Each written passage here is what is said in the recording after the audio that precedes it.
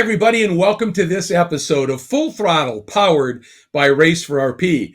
And it's going to be a good one as well. We have an awful lot to talk about, including an earlier, maybe than normal start to the silly season, becoming extremely silly, looking at what's happening in Formula One and in IndyCar, with driver changes, lawsuits threatened. It's a pretty crazy time right now. We're also going to be hearing from one of the top guys with Porsche Motorsport North America, a guy who came from down under and who brought a young champion with him who might be one of the top guns in the new GTP category. And we're going to start, however, with a visit with a gentleman who is the bold visionary leader now of IMSA itself, fresh off of a very special series of announcements at Road America. And we're going to talk to the president of IMSA, John Doonan. This past weekend at Road America, one of the events that is looked forward to by the entire motorsports community is the IMSA State of the Series address by the IMSA president. Well, of course, that is now John Doonan, and on cue, he delivered said State of the Union and State of the Series address at Road America, and we're very, very fortunate to have him join us here to discuss that. Lots of neat things coming out of it, John. But first of all, let's talk about one of the big parts of the announcement, a return to Indy. That in and of itself is big, isn't it?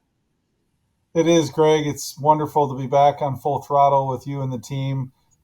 Thank you. Friday night at Road America was really special for us. Of course, the schedule was a critical part of that as everyone waits on the edge of their seat to find out what venues and what dates will be participating in and at next year.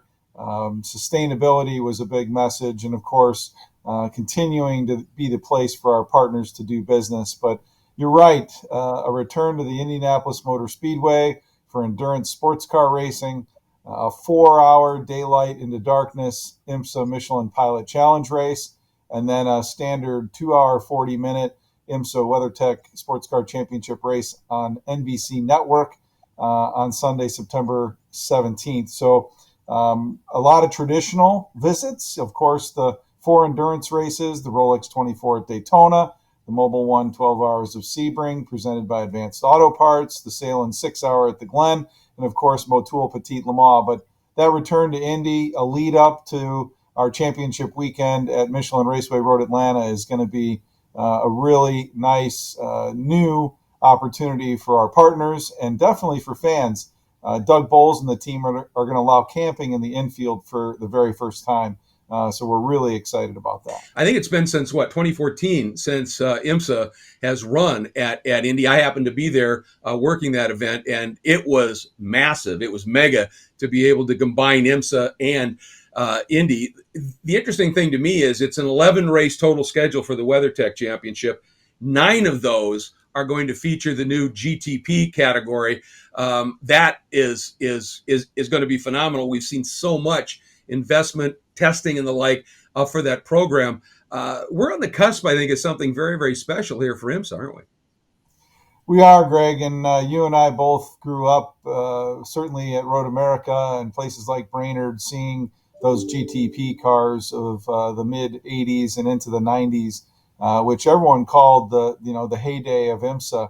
We're doing a little bit of Back to the Future, but the words golden era have been used. The words mega and epic, the words beautiful have been used to describe the race cars that we've seen out testing so far from Acura and Cadillac and Porsche and our friends at BMW. And then, of course, can't wait to see what Lamborghini is going to do. But we are on the verge of something special in the top category.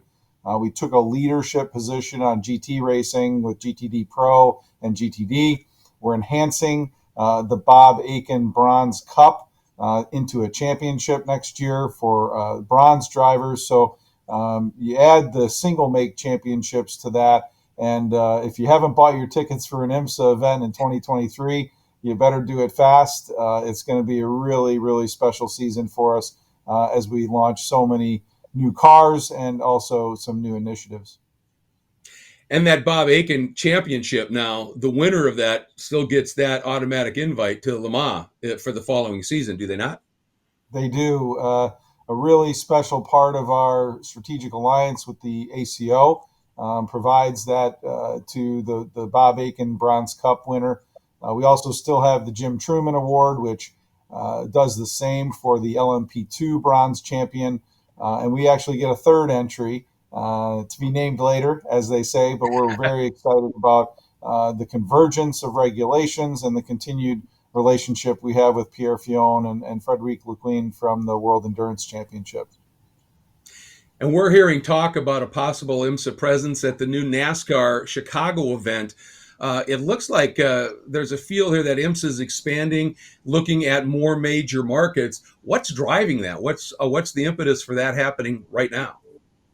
Well, you hit on a chord from the state of the sport, Greg.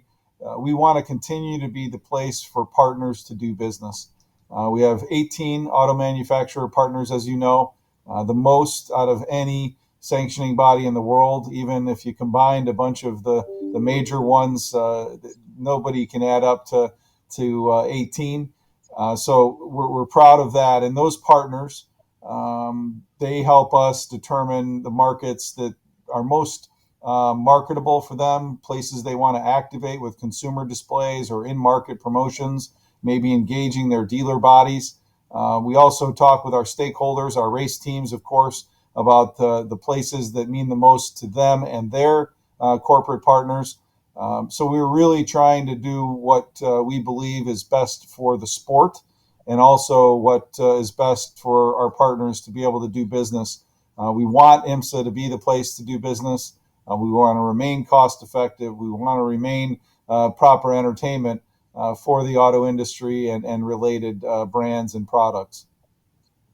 So basically, it sounds like stability, but with growth and expansion when it suits the sport itself. Another big aspect you talked about it right at the top is the sustainability aspect of things. Obviously, the new GTP category, all the cars running with the spec hybrid system. But I understand some of your technical partners are also working on product to help that become even more efficient and effective. You mentioned the common hybrid system that Bosch, Williams, and X-Track are developing for all of the GTP cars. It'll be common among all of them. So that alone is going to reduce fuel usage because it will extend stint lengths. And then finally, our partners at Michelin have as one of the critical elements of their brand is their sustainability message. They are bringing a confidential tire for GTP, which will extend stint length, which will then in turn reduce tire usage. Frankly, a little known fact, Greg, nearly 30% of the existing Michelin tire that we use is made from sustainable raw materials. And as you may have seen, and your listeners have seen, they unveiled a 53% sustainable raw material tire at Le Mans in June. So we are working with Michelin to find a way to test that and find a series in the IMSA portfolio that we might be able to utilize that tire in. We're very excited about this. The EPA and the DOE and the SAE were with us at Road America. And you may recall several years ago, they, in collection with or in cooperation with automakers, built out a set of green racing protocols. And we are looking to score all of the elements I just mentioned. And we hope to be at the highest levels of green racing perhaps ever seen based on those protocols. So more to come on that, but we're super excited about the messaging that is authentic and puts IMSA in rare air when it comes to sustainable racing. At that State of the Sport, it was announced that the rather short-lived GTD Sprint Championship is not going to return. Is that in any way related to the introduction and announcement of the VP Racing Fuels Sports Car Challenge, which is kind of a novel concept? The Sprint Challenge is, again, one of those moments the market will speak. We hope to get to a schedule that allows for a proper mix of sprint races and endurance races. As you know, we have the Michelin Endurance Cup, which is a critical part of our overall story with Daytona, Sebring, Watkins Glen, and Petit Le Mans. But the market spoke relative to the Sprint Challenge, and so it does go away from the list of championships. But the VP Racing Sports Car Challenge is a really unique opportunity for us to give young talent, existing IMSA talent, the opportunity to race in a multi-class format with LMP3 cars that have run successfully in Prototype Challenge, and also GT4 cars, which, as you know, have been part of the GS category of Michelin Pilot. So you put LMP3 cars and GT4 cars out there, it's really going to give race teams, drivers, the opportunity to run in a multi-class format, to have prototypes and GT cars together, give people some racecraft as they perhaps aspire to move up to the WeatherTech Championship at some point. Well, I think that's a fabulous idea to get comfortable with the different closing rates between prototypes and GT cars at that slightly lower level, and in a sprint scenario to be able to get ready to step up to the WeatherTech Championship and that multi-class format that's so much more intense. One thing that I'm hearing here is that you really seem to be listening to the marketplace, to your business partners. And that is, of course, a huge driver. One last question before we let you go. We're always interested in getting a little scoop here. Is there anything that you didn't mention in the state of the sport that might be in the pipeline that you could share with us, even if it's just conceptual at this point? Yeah, so I think if you were to ask me where I see us going, we're already heading down a path with esports. We launched an esports championship that will take place at the end of the season, right after Petit Le Mans. We'll be right back at Michelin Raceway Road Atlanta and an esports championship with professional sim racers.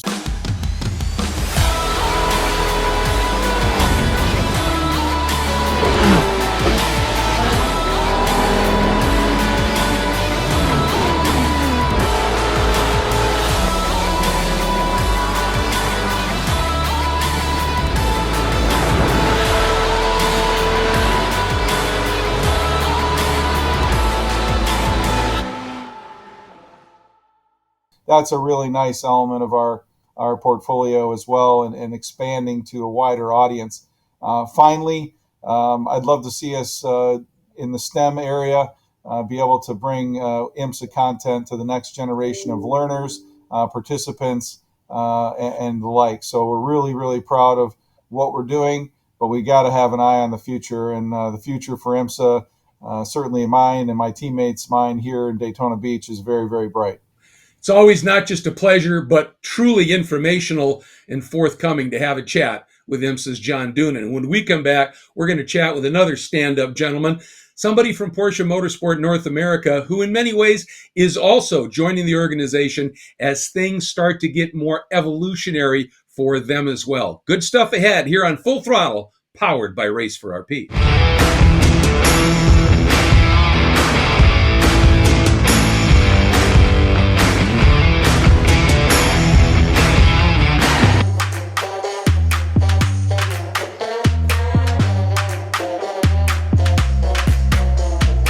The 2020 IMSA Michelin Pilot Challenge season went really well for us.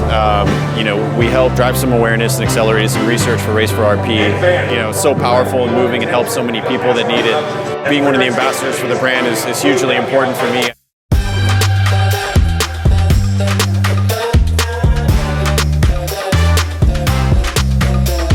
We had a good year. We were defending champions, coming back to try and to recap that same championship again. We had a great start. We were fighting all the way until the end for the championship. We ended up taking second overall, which can't really be too upset about, but at the end of the day, I'm a competitor and I love fighting, so the top prize would have been sweet. Fellow Race for RP ambassadors ended up winning the championship, so Race for RP was 1-2. Eyes looking forward to 21 and hoping that we can continue pushing harder and generating more awareness and research for everybody and more success for racing.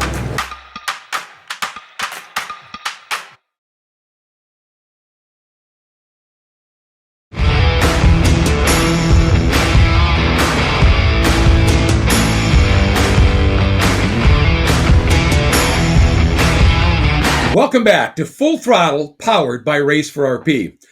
We'd like to take a little moment at this part of the show to delve a little bit deeper into what's happening at Porsche, because there are so many great things happening. And one of the reasons for that is a relative newcomer to the Porsche Motorsport North America family who has arrived at a time with a lot of opportunities to broaden the chances for the young drivers coming up, to give them places to race, but also to continue the unparalleled support that Porsche gives its teams and its drivers. Well, that gentleman is Troy Bundy, and he is the new head of the Porsche Pyramid program and GT racing with Porsche Motorsport North America. He has lots to tell us, but as always, it all starts with those young guns. We're so excited to be able to look at the rising stars coming through the Porsche Pyramid. And you joined Porsche Motorsport North America, one coming from a ways across a very large pond, and obviously stepping into it in a time of wonderful evolution and potential. You must be delighted with this challenge.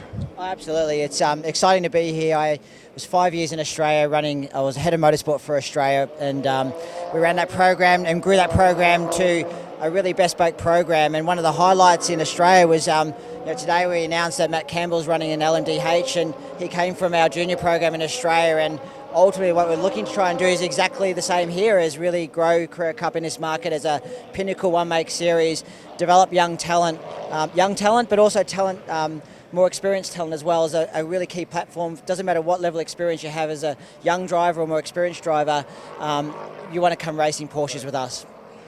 And I think Matt Campbell is an absolutely fabulous reference point, because when you look at, for instance, his pass at Bathurst to end up winning that late in the race, it was truly became the stuff of legend. Looking nervous, I think it's safe to say, from their pit bunker.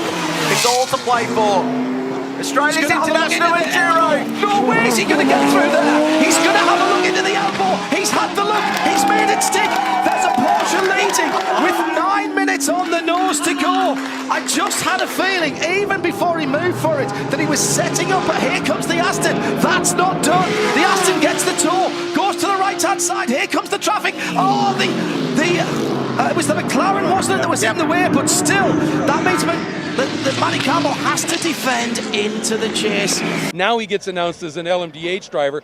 Talk about a carrot to motivate the drivers that now join Porsche Carrera Cup North America. Yeah, absolutely. And I mean, we were lucky enough. We've got Matt now successful in LMDH. We had Jackson Evans as our second driver to win the junior program, so we won the junior program twice.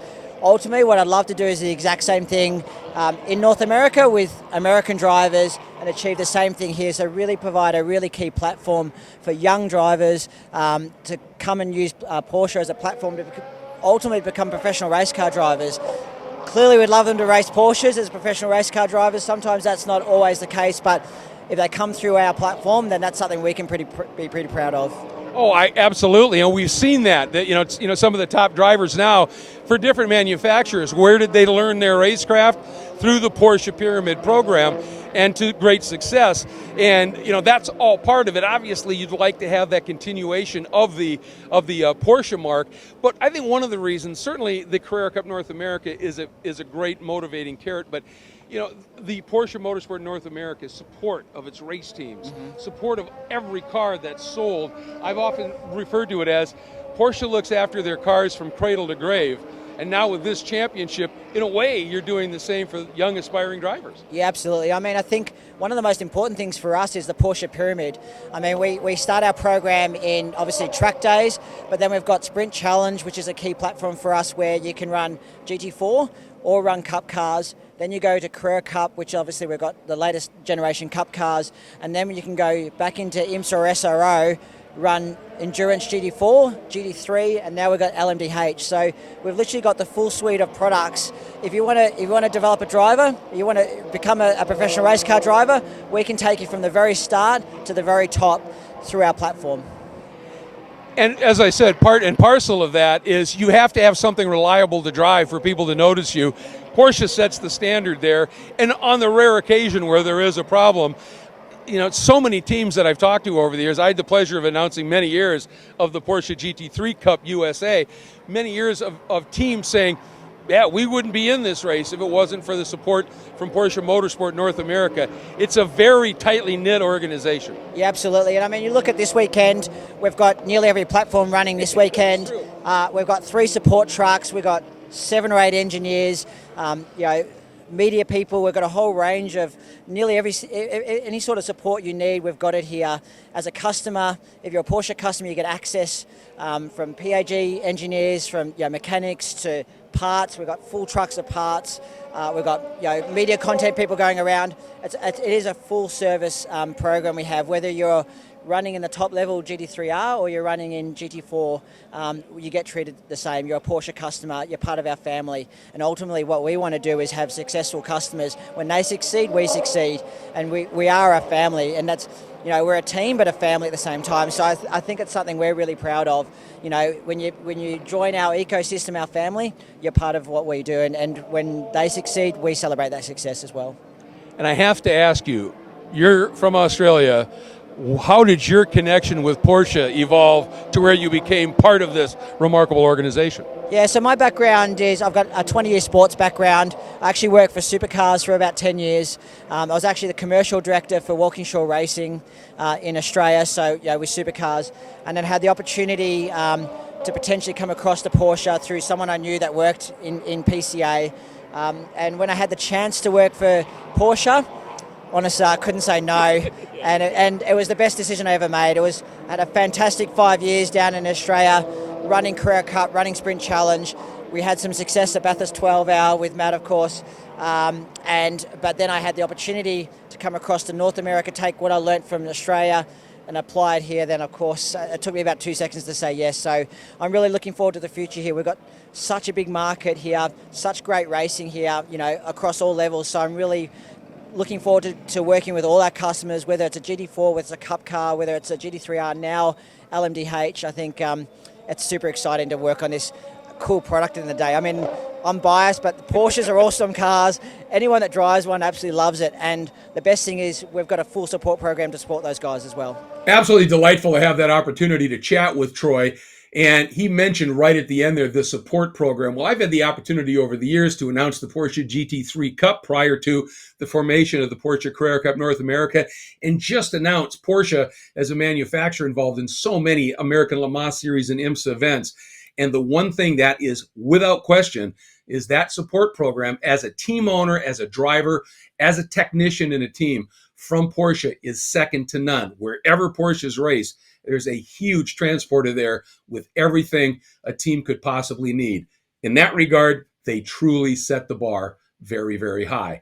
But we're not done here, because when we come back, it's time to check in with my friend Cal Fish. There's lots of news going around about silly things happening in Formula One and in IndyCar, and what's going on with GTP testing. We'll be right back to more with Full Throttle, powered by Race for RP.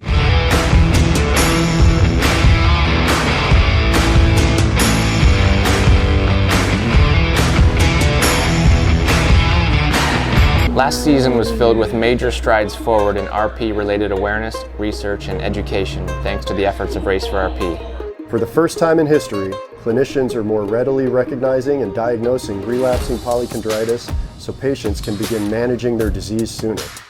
RP patient-focused programs at the University of Pennsylvania and the National Institutes of Health are providing dedicated, personalized, multi-specialty care to patients. Race for RP continues to invest in robust research endeavors to fuel groundbreaking discoveries, but the race is far from over. Patients with RP still need diagnostic tests, targeted treatments, and better outcomes. A new season of Racing for Research is beginning, and we don't plan on slowing down.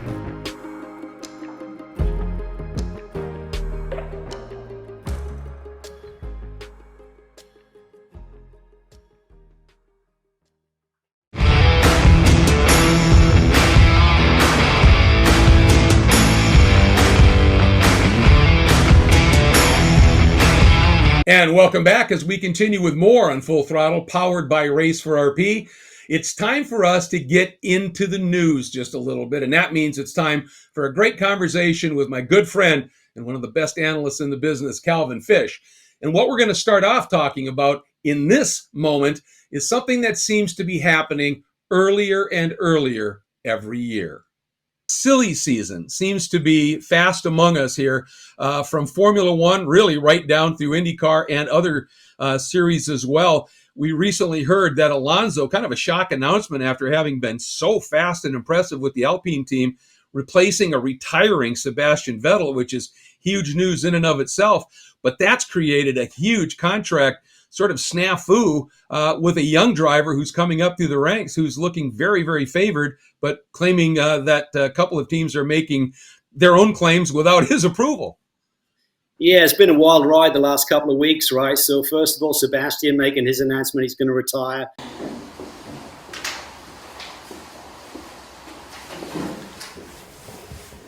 I hereby announce my retirement from Formula One by the end of the 2022 season.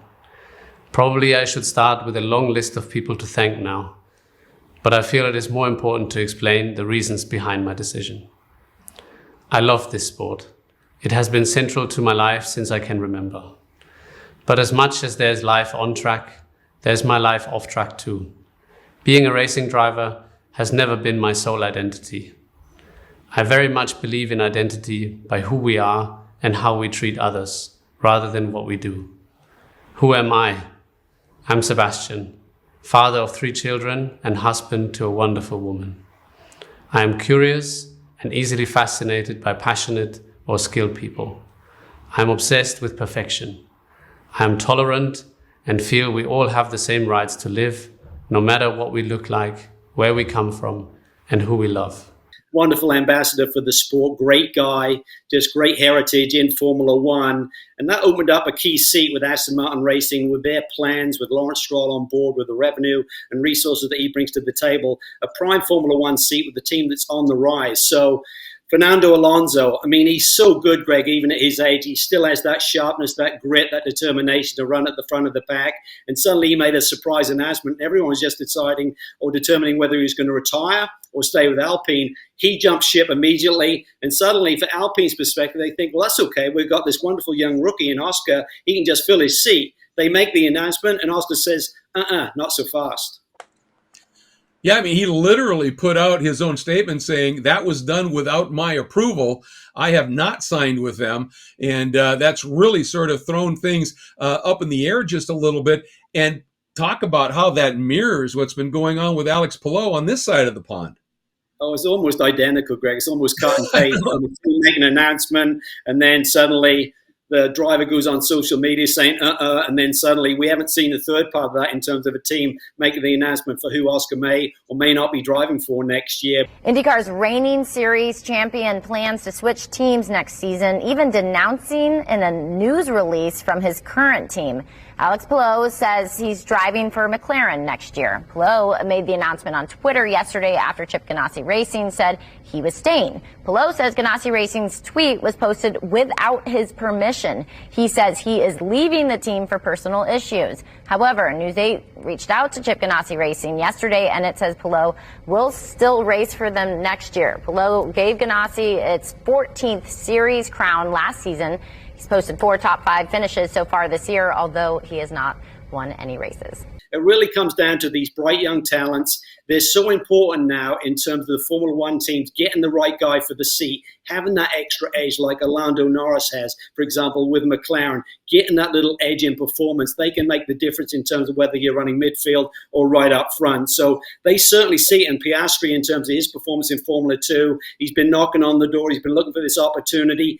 Otmar Alpine says, we've done everything that we've said in our agreement. We're giving him the R&D time, the sim time, the practice time. He is there to fill that seat should it become available. It's available, and we're pushing him in. So they believe they have the option. Meanwhile, his management team, including Mark Webber, is saying, no, we're in kind of a negotiation with other teams. We're going to pick the best choice. So again, it comes down to the piece of paper and how you read it and how it's been worded. But very critical for these young drivers, and the same with Alex Palou, with Chip Ganassi Racing, the McLaren team. That is a wild one as well right now.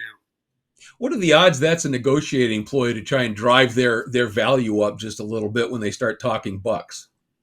I think it can be to a certain point, but when you get to making public statements and then another team, in the case of Palou, saying we have signed him for next year, that's taken it to a whole new level. So if we kind of detail the Palou situation a little bit, Greg, going back a couple of years, he drove for Dale Coyne in IndyCar, showed great promise. Chip has always been great at really recognizing emerging young talent and trying to get him on his team. He made the agreement, got Alex on board. It was obviously a 2+ in terms of 2+1 or 2+ an option. And Chip said that he was negotiating with Alex. And from Alex's perspective, I'm sure Chip got him for a song 2 years ago, and now he's a champion. So he wants to be rewarded. And with the IndyCar driver market too, there's a lot more revenue being driven down that road. So the driver salaries in the last 12 months are really starting to escalate. So from Alex's perspective, he may have been tied to a price point in his contract that he was no longer happy with. And the only thing that I can think could have happened, and I find it hard to believe that Chip, with his experience and his attorneys, would have let that option go through a time lapse there in terms of they're talking to him, believe they're in negotiation, have indicated to him, but maybe they didn't do it formally with a letter saying we're taking up the option. So I don't understand how Alex Palou's management team feel they can just walk away and sign with another team unless they truly believe they have an out. The very awkward public split in IndyCar is now playing out in court. Chip Ganassi Racing has filed a lawsuit against its own driver, Alex Palou. He's the reigning series champ, and he's announced he's leaving for McLaren next year. Maybe. According to online court records, Ganassi filed a lawsuit Monday. The filing includes as evidence to tweets from Palou and McLaren and McLaren's announcement about the switch. The feud, as we reported here on Daybreak, went public when Ganassi Racing tweeted an announcement that Palou was staying with the team for 23 and included a quote from Palou. Palou quickly tweeted in response that he's not staying. Ganassi's tweet was wrong and that he never said the quote attributed to him. Palou and McLaren announced their deal for 2023 soon after. The online records indicate that Palou and McLaren have been subpoenaed. No date yet for a hearing on the suit. Chip Ganassi Racing just sent News 8 a statement within the last few minutes. It reads, Alex Palou is under contract with Chip Ganassi Racing through the end of the 2023 season. He is a valued member of our team, and we will continue to support him in chasing wins, podiums, and IndyCar championships. As the result of a competing racing team improperly attempting to contract with him, notwithstanding the clear terms of our contract, we are proceeding to legal process pursuant to the contract. Well, it's going to be incredibly interesting to see how that plays out, as well as with the Oscar Piastri scenario in Formula One. Now, a little bit different, but a similar scenario has affected some teams in IMSA, primarily, though, it seems because of the onset of the GTP program and some major factory involvement there. And some of the drivers, and I think Pippo Durrani is probably the one who's been most affected, with Philippe Nasr being pinched and taken to the new GTP program. Dane Cameron, another one who's moved from his team. A lot of shuffling in the driver department going on in IMSA with that new GTP program coming up. Well, last year, with all of these big factories suddenly make their announcements that they're going LMDH, the Penske Porsche announcement, suddenly they had to get a lot of drivers, Greg. They're filling 4 cars for next year. So they went out and looked at the landscape and seeing who do we want. Well, obviously, Felipe Nasr is one of the top-notch prototype drivers coming off a couple of championships, including winning last year's championship with Pippo Durrani in the Whelen Engineering car. So he was available contractually. They went and got him. Dane Cameron's situation was a little bit more difficult. He'd driven for Roger before with the Acura Team Penske for 3 seasons, and then he was with Meyer Shank with the Acura affiliation. So I think that was a lot more complicated in making Dane available, but they worked it out, and Dane's now on board. But how it relates to Pippo Durrani, he suddenly shows up this year to defend a championship with a brand new teammate in Tristan Nunez. Now, Tristan has shown great promise over the last few seasons with the Mazda Motorsports team, but I felt it was a little outside the box, even though I'd seen some tremendous performances from Tristan, and they threw him in that seat. And it's such a pressure cooker, Greg, and the level is so high right now. These driver combinations are top notch. And if you're just a few tenths off, you're giving up something. You've got to compromise there. And the team made a mid-season decision to let Tristan move aside and bring in Olivier Pla, who's got a lot more experience. But that's not been easy either. They haven't got the results they thought they'd get by putting in an experienced pro like Pla in the seat. So Durrani's on the sidelines saying, just give me a teammate like I had last year. But that is hard to find. And that's why these top-notch drivers, why they're kind of getting poached or they're getting driven to a new contract pretty early. It does talk a little bit, doesn't it, about how important consistency is within a team, because you'd think, you replace a very talented driver in Tristan with a arguably maybe even more talented or certainly more experienced driver with a Pla, and you would think, okay, boom, everything's going to be fine, but not so much. There is that consistency and that dynamic within a team that can be really affected negatively with mid-season changes. Chemistry is huge in general within a squad, between the team, the driver. When you have sports car racing, it's so unique, Greg. You're sharing the same car. You're sharing the same seat, albeit with an insert and stuff. You're driving the same car. You got to like the same car. You got to like how it feels on the brake, how it puts the power down. What are you looking for? What are the pros and cons in the setup? So to get that match that Durrani and Nasser had is hard to achieve. So they've had Nunez in the car. They got Pla in the car. Pla is great at high commitment racetracks that we've been at in terms of at CTMP, this weekend at Road America, certainly. But it's still tough to find that match. And then the same thing in Formula One. You look at Lando Norris, Danny Ricciardo. They're not performing at the same level because the car suits one driver and is not suiting the other. So that chemistry and that fit is so critical to get the ultimate success. And then, of course, I think you have to worry about, if you're a Pippo Durrani, okay, do I stay with this team? Do I look for something else? So there can be a real domino effect there. And, that was, there's another aspect of this, that one of the things that you see in sports car racing that isn't really as apparent in Formula One or even IndyCar racing is longevity by a driver with a serious program to be able to build their star status, to build that sort of hero thing. And to me, almost, you look at IMSA and his predecessor ALMS. I mean, the last big star that I think people would really consider as one of the hero drivers was a guy named Alan McNish. That was a long time ago. Yeah, it was. And, just that loyalty. We talked about it with Scott Dixon in terms of him matching Mario's record recently. He's been with Chip Ganassi Racing for 20 years. So if you find a great fit, you don't want to move from that. I think Action Express Racing and the Whelen Engineering number 31 is a great fit for Pippo Durrani. But the missing piece of the puzzle right now is finding that teammate who just clicks with him, likes the same setup, because they'll be off and running, they'll be winning races once again, and be a threat for the championship next year if they can find that vital ingredient moving forward. And let's think about next year quickly. A GTP, and this is purely a speculative exercise here with your opinion. But at this stage now, all of the manufacturers, save Lamborghini, which is going to be, I believe, 2024, all the other ones have now been on track. They've even, some of them, tested together, particularly the hybrid system that is spec for all of them. Any ideas, any thoughts on your point about who might be up there just a little bit in terms of ahead of the curve?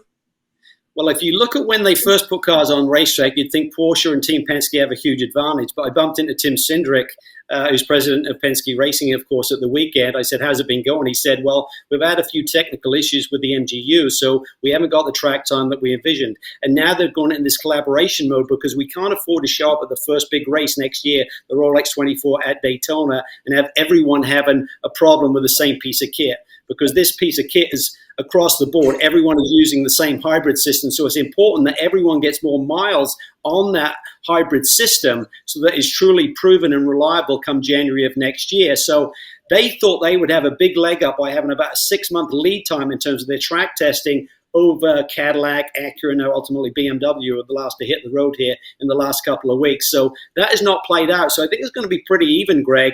And but they're hitting it hard right now. All of these teams are pushing really hard. Cadillac, we're down with Porsche at Sebring, Acura with Wayne Taylor Racing. We're in Europe at Paul Ricard for a few days, and since then been at Kansas Speedway. Unlikely scenario if we're doing some testing. We're just trying to mimic what we're going to see at Daytona, and they're really pounding the road now, getting that mileage put on the board. Yeah, it's going to be interesting. And if you're just thinking about just the aesthetics of the GTP category, every one of those cars is stunning, and can't wait to see them on track. Last thing about GTP, and this is going to sort of reference the other classes, GT Daytona, LMP2, those categories, with the potential star power using the GTP name and what's happening here. Are some of these other classes, do you think, going to be scrambling for some of that media and marketing pie? I think it's always difficult as being part of the broadcast team. You and I have been down this road many times before. It's kind of moving the coverage around so that you actually share the profile and the exposure to all of the classes. And as I said, IMSA has 18 manufacturers across their profile there, so they want to certainly tick everyone's box in terms of giving them the exposure and the return on the investment. So it's a challenge, Greg. You know that the spotlight is going to be firmly on LMDH cars in the GTP class at the Royal X24 in the early season rounds. But I think we're going to see such spectacular racing through all of the classes once again. It's hard to turn a blind eye to it, so it naturally drives the cameras to the action that we saw. Who can forget that last lap battle in GTD Pro at the Royal X24 with the two Porsches going hard at it? We're not going to ignore that, trust me. So I'm sure they'll get their fair share of time.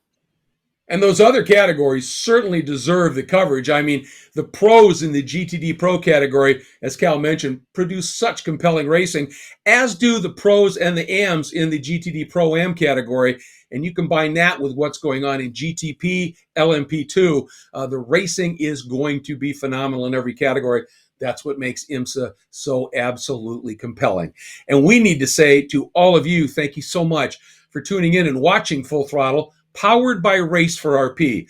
And on that note, as always, we implore you to learn a little bit more about relapsing polychondritis, an absolutely horrible autoimmune disease that affects so many, and try and learn more about it, try and help us figure out a way to find out what the cause is, come up with a treatment, and ultimately even effect a cure. And to do that, the best way is to go to raceforrp.org or go to polychondritis.org and help us along in any way that you can to spread the word. Thanks so much for joining us. We look forward to seeing you next time right here on Full Throttle, powered by Race for RP.